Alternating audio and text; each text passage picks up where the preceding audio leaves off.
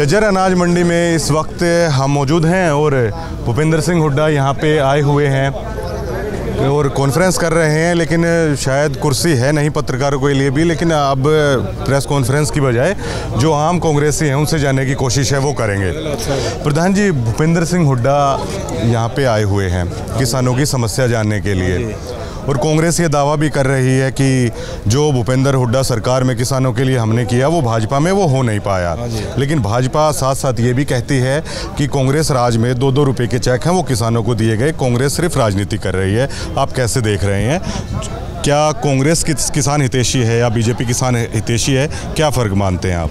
भाई कांग्रेस किसान हितैषी है, हुड्डा साहब विशेष करके किसान हितैषी हैं। कोई उदाहरण बताइए कि इसलिए हितैषी हैं।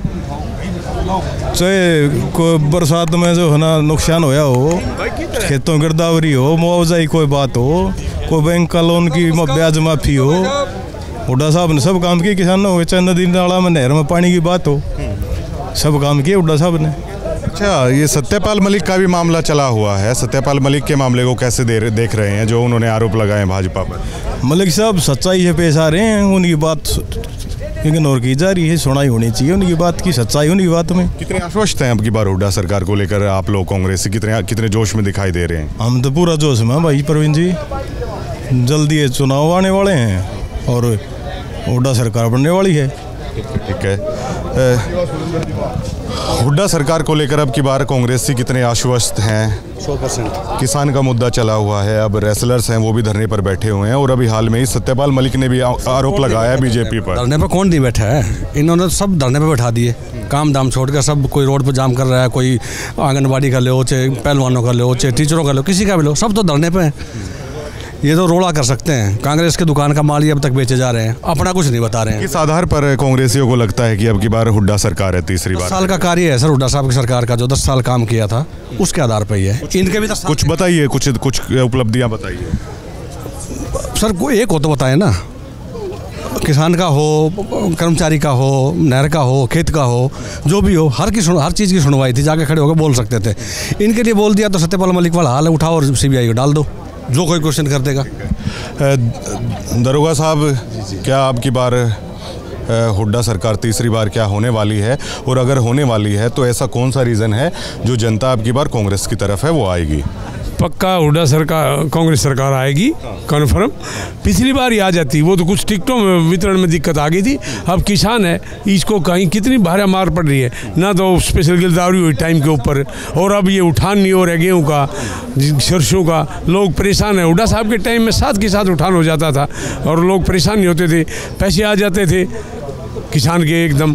और किसान को अभी एडमिशन कराना है बच्चों का, और भी बहुत काम है, ब्याह शादी भी इसी टाइम में करता है किसान। तो पैसे वाले आदमी तो कभी करते थे, तो अब जनता मन बना चुकी है। और मलिक साहब ने तो पूरा खुलासा कर दिया, जो गवर्नर थे उन्होंने तो कमाल कर दिया, एक बात उधेड़ दी और बता दिया कि इतने से करोड़ रुपए दे रहे, 300 करोड़ मेरे को, लेकिन उसने दस्तक नहीं करे। वो तो एक महान आदमी है, उसकी कोई कमी नहीं है। और ऐसे ऐसे सेंटर में भी सरकार नहीं आएगी मोदी की, ऐसे बत्तियाँ उखड़ने लग गए। 100% कांग्रेस सरकार आएगी, पक्का आएगी। दीपक धनखड़ हमारे साथ हैं। दीपक, चौधरी भूपेंद्र सिंह हुड्डा पूरे हरियाणा प्रदेश की तमाम मंडियों में हैं, वो जा रहे हैं, और अब की बार कितना आश्वस्त हैं आप सभी तमाम लोग कांग्रेस की अब की बार हुड्डा सरकार तीसरी बार आने वाली है? और साथ साथ सत्यपाल मलिक ने भी काफ़ी बातें कही हैं, और रेसलर हैं वो दोबारा से जंतर मंतर बैठ गए हैं। क्या कहेंगे जो परिस्थितियां चल रही हैं देश में, प्रदेश में? देखिए, आज चौधरी भूपेंद्र सिंह हुड्डा यहाँ पर जज्जर मंडी में आए हैं, और क्या है, किसान की बेमौसम बारिश और ओलावृष्टि से क्या है, सरकार को बोनस देना चाहिए, और भी क्या है, लिफ्टिंग करानी चाहिए अनाज की। और जो 72 घंटे का जो इनका वो दावा है वो खोखला है कि 72 घंटे में पेमेंट कर देते हैं, किसान बहुत तंग है।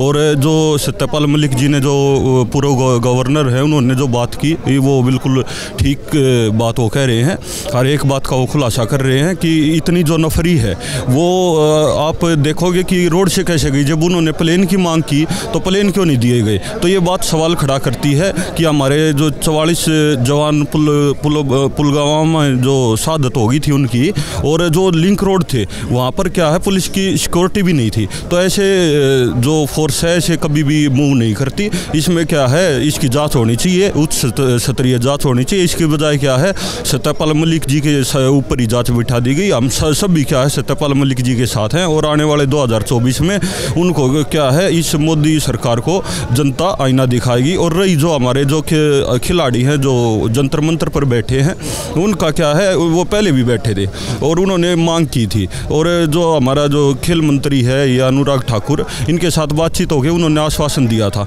लेकिन ये क्या है झूठे लोग हैं, झूठ बोलते हैं। जिन खिलाड़ियों ने हमारे देश का मान सम्मान गौरव इतना पूरे देश में बढ़ाया उनको जंतर मंतर पर बैठने की नौबत आ गई। इससे दुर्भाग्यपूर्ण स्थिति देश की कोई नहीं हो सकती। बिल्कुल, कांग्रेस ही अब की बार मुद्दों पर बात कर रहे हैं और ऐसे मुद्दे जो बीजेपी के लिए गले की फांस हैं।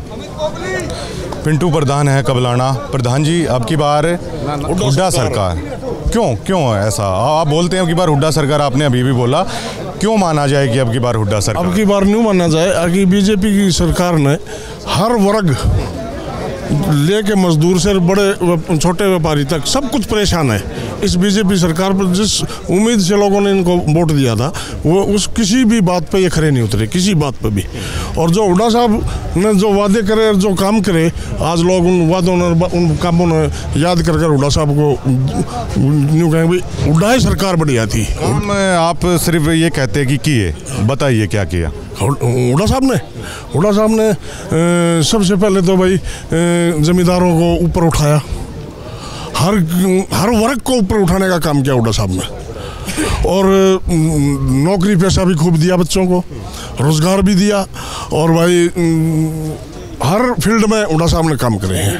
एजुकेशन में, स्वास्थ्य में, ITI बयान के काम करवाए हुड्डा साहब ने, बहुत ज़्यादा प्रवीण काम करवाए भाई हुड्डा साहब ने। आज लोग हुड्डा साहब की तरफ पूरा हरियाणा टिकटकी बांधे देख रहे हैं कब चुनाव हो और इसका रिजल्ट दें। ठीक है, 2024 में आश्वस्त हैं आप बताइए। हमारा एक कृषि प्रधान देश है और सरकार ने ऐसे जिस तरह फसल के भाव की बार गेहूँ का 50 रुपये भाव बढ़ाया है, क्या ये उचित है भाव? इससे किसानी कमर टूटेगी तो पूरे देश पर असर पड़ा। जिस तरह किसान की अगर पैदावार अच्छी होगी तो बाज़ार में सामान खरीदा, दुकान चलेगी, फैक्ट्री में मजदूर काम मिलेगा। और किसान अगर डाउन आ गया तो देश का कति बेड़ा गर्क होगा, नाश हो जाएगा। और आज जो भूपेंद्र हुड्डा साहब आए हैं 2004 में, इन्होंने उससे पहले जल युद्ध रैली की जर्मनी इसी ग्राउंड पर। तो इस बात का ये सबूत है कि भाई उसके बाद तुरंत सरकार आई थी। तो हम आशा करते हैं कि आज ये अच्छी शुरुआत हुई है और हुड्डा सरकार बिल्कुल नज़दीक आने में। ठीक है। उसके बाद हाँ जी पाशा साहब, हुड्डा साहब लगातार दौरे कर रहे हैं किसानों के बीच में, ठीक है, और कई सारे मुद्दे हैं जो फिलहाल चले हुए हैं। लेकिन भाजपा हर बार प्रोपेगेंडा बता देती है, चाहे पहलवान बैठते हैं कि पीछे कांग्रेस का हाथ। सत्यपाल मलिक को लेकर भी ये बोला जा रहा है कांग्रेस का हाथ। और कहीं ना कहीं हुड्डा साहब भी अब दौरे कर रहे हैं तो बीजेपी के नेताओं के बयान आते रहते हैं कि दिखावा है किसानी तेजी होने का। आप क्या कहना चाहेंगे? मैं तो न्यू कहना चाहूँगा जी, ये संदक दिखने लग रहा है, ग्राउंड पर दिखने लग रहा है। पीछे भी बैठे थे पहलवान जंतर मंतर बजा के, उन्होंने झूठा आश्वासन दे के 3 महीने का टाइम दे के वो उठा दिए थे, 2 हफ्ते का। ये वो 3 महीने हो गए, वो उठा दिए झूठे, ईब फिर बैठ गए। किसान जब तक यह सरकार बनी है जब तक रोड पर है, हर इंसान रोड पर है। यह निकर्मी सरकार है और इसको अब की बार बदल देना चाहिए। मैं तो यही आवाज़ है, इसका तरीके से जूत भी नहीं मारने और मारने भी हैं। वोट की चोट दो और इस सरकार को हटा दो भाई। चलिए, आप कह रहे हैं सरकार को बदल देना चाहिए, लेकिन काफ़ी पार्टियां और भी हैं। कांग्रेस ही क्यों फिर? अगर बीजेपी को हटाना है तो कांग्रेस को ही क्यों लाना है, वो बताइए। कांग्रेस को इसलिए लाना है कि दीपेंद्र हुड्डा और CM साहब जो काम करे हैं ना, वो इतने साफ सुथरे काम है। जो जितने खिलाड़ी भर्ती करे, जो गरीब आदमियों को लैटरिन बाथरूम बनवाई, गरीबों के मकान बनवाए, क्या नहीं किया दीपेंद्र हुड्डा साहब ने, भूपेंद्र हुड्डा साहब ने। इतनी भर्ती करवाई, इतने मास्टर JVT लगवाए, इन्होंने क्या किया? एक भी रिजल्ट दे दो, एक रिजल्ट दे दो, कोई हमने यो कर दिया। सबसे बड़ी बात क्या है? एक भी पढ़ाई की, नौकरी की क्या नहीं किया इन्होंने, इसलिए ये तारीफ के लायक है। तक नहीं कराई। फसल जो है वो मंडी माली गिरदावरी तक, आज तक गिरदावरी नहीं हो सकी इस सरकार से। इस सरकार का तो बहकाना पब्लिक को और फुसलाना है। ये सरकार जनता के हित की नहीं है, ये तो घी खाओ और मौज लो। ठीक है। नीटू प्रधान है।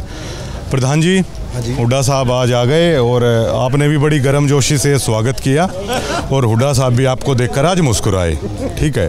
तो ये जो मुस्कुराहट है हुड्डा साहब और आपके चेहरे पर दिख रही थी, क्या ये राज आने की दस्तक है, इसको मान के चलें? ये तो हरियाणा प्रदेश की भाई साहब जनता की पुकार है आग हुड्डा साहब तीसरी बार, क्योंकि 10 साल के कार्यकाल में जनता ने देख लिया बीजेपी की सरकार ने जो कमेरा वर्ग होया करता, किसान मजदूर, इनको बर्बादी के कागार पर पहुंचा दिया, बर्बादी के कागार पर पहुंचा दिया। इसलिए हरियाणा प्रदेश का जन जन ये समय का इंतजार कर रहा है कब चुनाव हो और हुड्डा साहब को तीसरी बार हरियाणा प्रदेश का मुख्यमंत्री बनाया जाए, जो कि चौमुखी विकास का पहिया जो 2005 से लेकर 2015 तक जो चल रहा था उसी रफ्तार पर पटड़ी पे फिर दोबारा से हरियाणा में विकास का कार्य शुरू हो। ठीक है।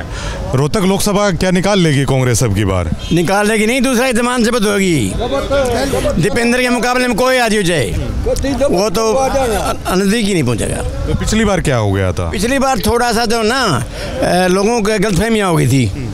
अब भाई जो है ना ये जो जाट आरक्षण वाला मामला था ना उसको हवा दे दिया इलाके के पर्टिकुलर में, उससे नुकसान हो गया, जबकि हकीकत लोगों को पता लग गया कि ये सिर्फ इलेक्शन एजेंडा था और असलियत नहीं थी ये। सॉरी। तो ग्राउंड पे बताइए अब की बार ये मुद्दा नहीं है वो अड़ेगा? बिल्कुल नहीं है, बल्कि मैं हिर कम्युनिटी बिलोंग करता हूँ और कोई भी मतलब बात हमारी बात का आदमी नाराज नहीं है कि भाई ये गलत हुआ था।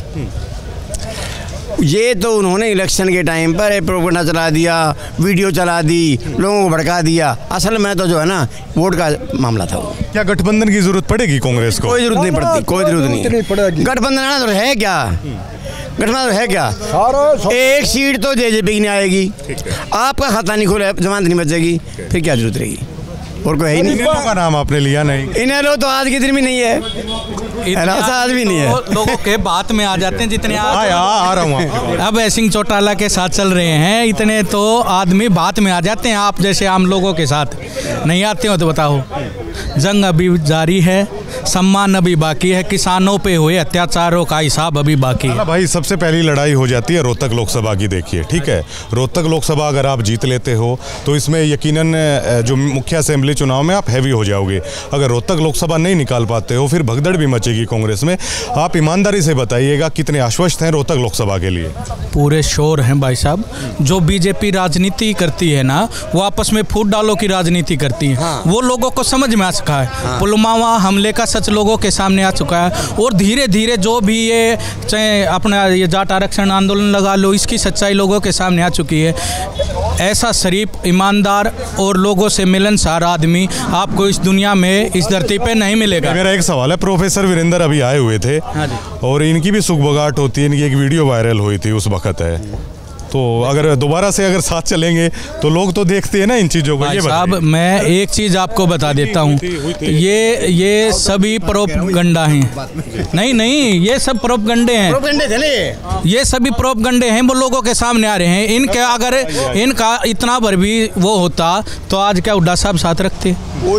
ये बिल्कुल प्योर सच्चाई है कि इनको उलझाया गया था, इनकी ऑडियो के साथ छेड़छाड़ की गई थी, इन्होंने इसी प्रकार के कोई बयान नहीं दिए गए और ये रियल है। उस वीडियो का उन्होंने नाजायज लाभ उठाया था, हकीकत तो ये है।